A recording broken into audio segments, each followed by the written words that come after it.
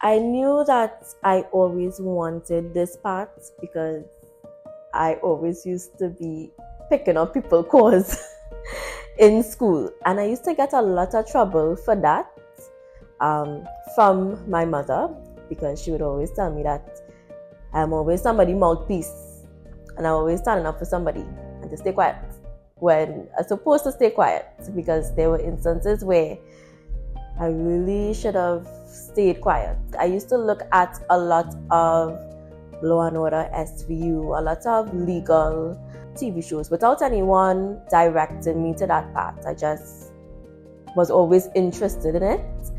I know most people have the perception that lawyers are bad and always get criminals off. So I always wanted to fight for people who were placed in a position that they should not have been in. So the first challenge that was a big challenge and is something that it took a while for me to overcome was the untimely passing of my father. So I was in Form 6 when my father died, and at that moment I really had no interest in pursuing law or doing anything because I felt as though life was unfair. What changed my mind is that a lot of persons had this plan for me, expecting me not to do well. And I decided to use that to show people that I will not be a statistic and I will continue on the path.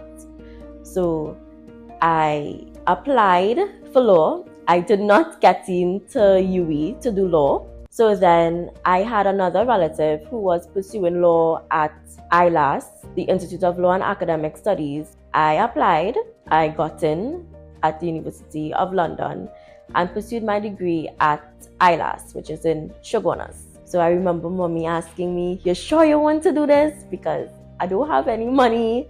And I remember crying and I was like, "Yes, I sure. So it was a challenge leaving Grandy every morning to go Shogunas 4 days a week. And financially it was tough. There wasn't a moment where I didn't feel like giving up.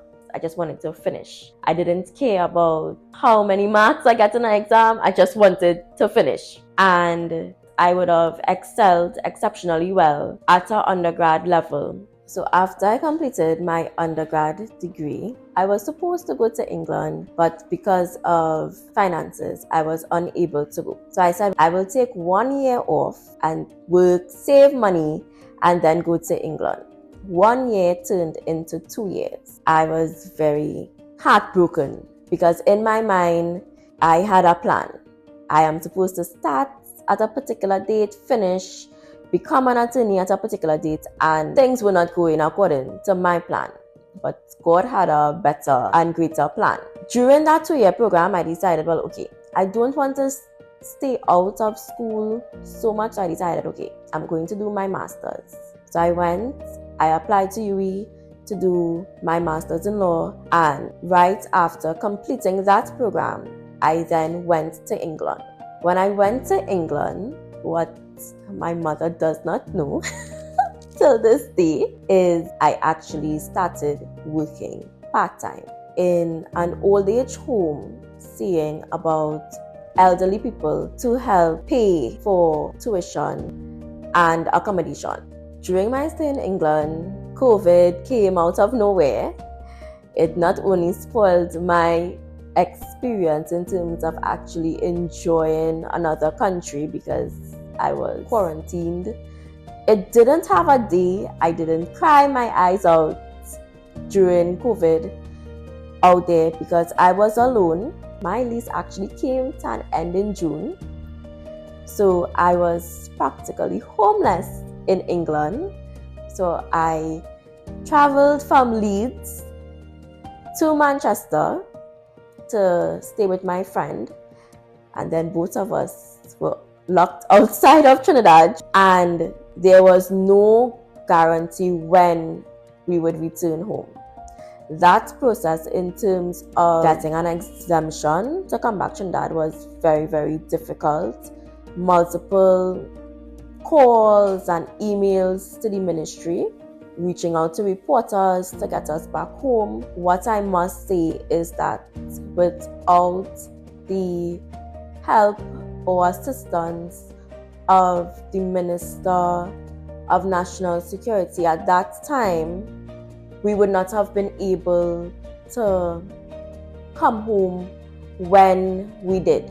So what I would say about the profession is that it is challenging at times, one being young and one being a woman in this profession.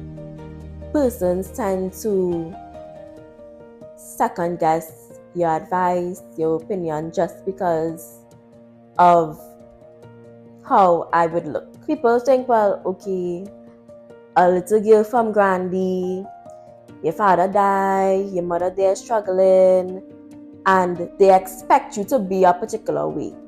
Sometimes you do get persons feel as though that I don't belong in the profession because of my background. And what I say is, because of my background, that is why I belong in the profession, because I can relate to people where others wouldn't be able to relate.